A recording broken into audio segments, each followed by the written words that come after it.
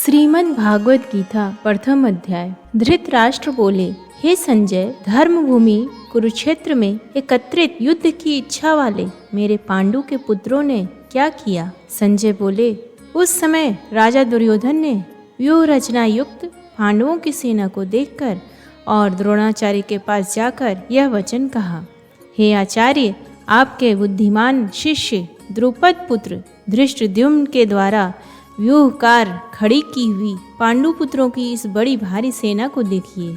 इस सेना में बड़े बड़े धनुषों वाले तथा युद्ध में भीम और अर्जुन के समान सूरवीर, सात्विक और विराट तथा महारथी राजा द्रुपद, धृष्टकेतु और चेकितान तथा बलवान काशीराज पुरुजित, कुंतीभोज और मनुष्यों में श्रेष्ठ शैब्य पराक्रमी युधामन्यु तथा बलवान उत्मौजा, सुभद्रा पुत्र अभिमन्यु और द्रौपदी के पांचों पुत्र, ये सभी महारथी हैं। हे ब्राह्मण श्रेष्ठ, अपने पक्ष में भी जो प्रधान हैं उनको आप समझ लीजिए। आपकी जानकारी के लिए मेरी सेना के जो सेनापति हैं उनको बतलाता हूँ।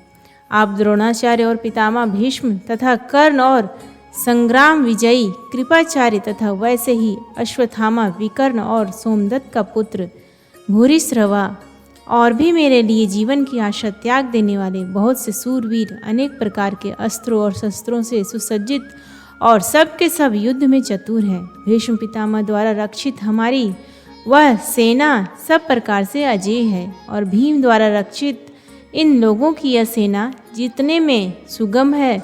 इसलिए सब मोर्चों पर अपनी अपनी जगह स्थित रहते हुए आप लोग सभी निसंदेह भीष्म पितामह की ओर सब ओर से रक्षा करें। कौरवों में वृद्ध बड़े प्रतापी पितामह भीष्म ने उस दुर्योधन के हृदय में हर्ष उत्पन्न करते हुए उच्च स्वर से सिंह की दहाड़ के समान गरज कर शंख बजाया। इसके पश्चात शंख और नगाड़े तथा ढोल, मृदंग और नरसिंहे आदि बाजे एक साथ ही बज उठे। उनका वह शब्द बड़ा भयंकर हुआ।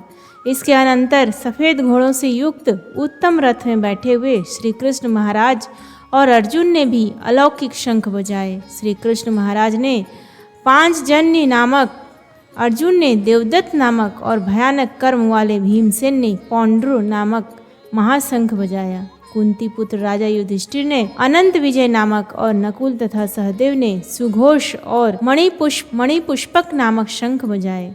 श्रेष्ठ धनुष वाले काशीराज और महारथी शिखंडी और धृष्टद्युम्न तथा राजा विराट और अजय सात्विक, राजा द्रुपद और द्रौपदी के पांचों पुत्र और बड़ी भुजा वाले सुभद्रा पुत्र अभिमन्यु, इन सभी ने हे राजन सब ओर से अलग अलग शंख बजाए और उस भयानक शब्द ने आकाश और पृथ्वी को भी गुंजाते हुए धृतराष्ट्रों के अर्थात आपके पक्ष वालों के हृदय विदीर्ण कर दिए। अर्जुन बोले, हे राजन, इसके बाद कपिध्वज अर्जुन ने मोर्चा बांधकर डटे हुए धृतराष्ट्र संबंधियों को देखकर उस शस्त्र चलाने की तैयारी की समय धनुष उठाकर ऋषिकेश श्री कृष्ण महाराज से यह वचन कहा, हे अच्युत, मेरे रथ को दोनों सेनाओं के बीच में खड़ा कीजिए और जब तक कि मैं युद्ध क्षेत्र में डटे हुए युद्ध के अभिलाषी इन विपक्षी योद्धाओं को भली प्रकार देख न लूं कि इस युद्ध रूप व्यापार में मुझे किन किन के साथ युद्ध करना योग्य है, तब तक उसे खड़ा रखिए। दुर्बुद्धि दुर्योधन का युद्ध में हित चाहने वाले जो ये राजा लोग इस सेना में आए हैं, इन युद्ध करने वालों को मैं देखूंगा। संजय बोले, हे धृतराष्ट्र, अर्जुन द्वारा इस प्रकार कहे हुए महाराज श्री कृष्णचंद्र ने दोनों सेनाओं के बीच में भीष्म और द्रोणाचार्य के सामने तथा संपूर्ण राजाओं के सामने उत्तम रथ को खड़ा करके इस प्रकार कहा कि हे पार्थ, युद्ध के लिए जुटे हुए इन कौरवों को देख। इसके बाद पृथापुत्र अर्जुन ने उन दोनों सेनाओं में स्थित ताऊ चाचों को, दादों परदादों को, गुरुओं को, मामाओं को, भाइयों को, पुत्रों को, पौत्रों को तथा मित्रों को, ससुरों को और सुहृदों को भी देखा। उन उपस्थित संपूर्ण बंधुओं को देखकर वे कुंती पुत्र अर्जुन अत्यंत करुणा से युक्त होकर शोक करते हुए यह वचन बोले। अर्जुन बोले, हे श्री कृष्ण, युद्ध क्षेत्र में डटे हुए युद्ध के अभिलाषी इस सौजन समुदाय को देखकर मेरे अंग शिथिल हुए जा रहे हैं और मुख सूखा जा रहा है तथा मेरे शरीर में कंप और रोमांच हो रहा है। हाथ से गांडीव धनुष गिर रहा है और त्वचा भी बहुत जल रही है तथा मेरा मन भ्रमित हो रहा है, इसलिए मैं खड़ा रहने को भी समर्थ नहीं हूँ। हे केशव, मैं लक्षणों को भी विपरीत देख रहा हूँ तथा युद्ध में 100 जन समुदाय को मारकर कल्याण भी नहीं देखता। हे कृष्ण, मैं ना तो विजय चाहता हूँ और ना राज्य तथा सुखों की। हे गोविंद, हमें ऐसे राज से क्या प्रयोजन है तथा ऐसे भोगों से और जीवन से भी क्या लाभ है।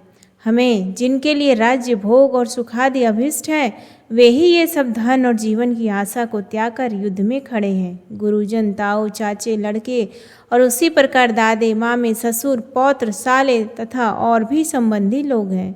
हे मधुसूदन, मुझे मारने पर भी अथवा तीनों लोगों के राज्य के लिए भी मैं इन सब को मारना नहीं चाहता, फिर पृथ्वी के लिए तो कहना ही क्या। हे जनार्दन, धृतराष्ट्र के पुत्रों को मारकर हमें क्या प्रसन्नता होगी। इन आतताइयों को मारकर तो हमें पाप ही लगेगा। अतः हे माधव, अपने ही बंधु धृतराष्ट्र के पुत्रों को मारने के लिए हम योग्य नहीं हैं, क्योंकि हमने ही कुटुंब को मारकर हम कैसे सुखी होंगे। यद्यपि लोभ से भ्रष्ट चित हुए ये लोग कुल के नाश से उत्पन्न दोष को और मित्रों से विरोध करने पे पाप को नहीं देखते, तो भी हे जनार्दन, कुल के नाश से उत्पन्न दोष को जानने वाले हम लोगों को इस पाप से हटने के लिए क्यों नहीं विचार करना चाहिए। कुल के नाश से सनातन कुल धर्म नष्ट हो जाते हैं। धर्म के नाश हो जाने पर संपूर्ण कुल में पाप भी बहुत फैल जाता है। हे कृष्ण, पाप के अधिक बढ़ जाने से कुल की स्त्रियां अत्यंत दूषित हो जाती है, और हे वार्ष्णेय, स्त्रियों के दूषित हो जाने पर वर्ण संकर उत्पन्न होता है। वर्ण संकर कुल घातियों को और कुल को नरक में ले जाने के लिए ही होता है। लुप्त हुई पिंड और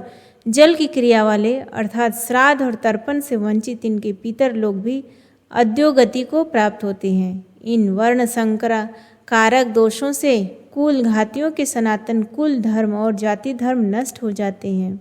हे जनार्दन, जिनका कुल धर्म नष्ट हो गया है, ऐसे मनुष्यों का अनिश्चित काल तक नरक में वास होता है, ऐसा हम सुनते आए हैं। हाँ शोक, हम लोग बुद्धिमान होकर भी महान पाप करने को तैयार हो गए हैं, जो राज्य और सुख के लोभ से स्वजनों को मारने के लिए उद्यत हो गए हैं। यदि मुझ शस्त्र रहित और सामना न करने वाले को शस्त्र हाथ में लिए हुए धृतराष्ट्र के पुत्र रण में मार डाले, तो वह मारना भी मेरे लिए अधिक कल्याणकारक होगा। संजय बोले, रणभूमि में शोक से उद्विग्न मन वाले अर्जुन इस प्रकार कहकर वाण सहित धनुष को त्याग कर रथ के पिछले भाग में बैठ गए। इस प्रकार उपनिषद, ब्रह्म विद्या तथा योग शास्त्र रूप श्रीमद् भागवत गीता के श्री कृष्ण अर्जुन संवाद में अर्जुन विषाद योग नामक प्रथम अध्याय संपूर्ण हुआ। प्रेम से बोलिए भगवान श्री कृष्ण की जय।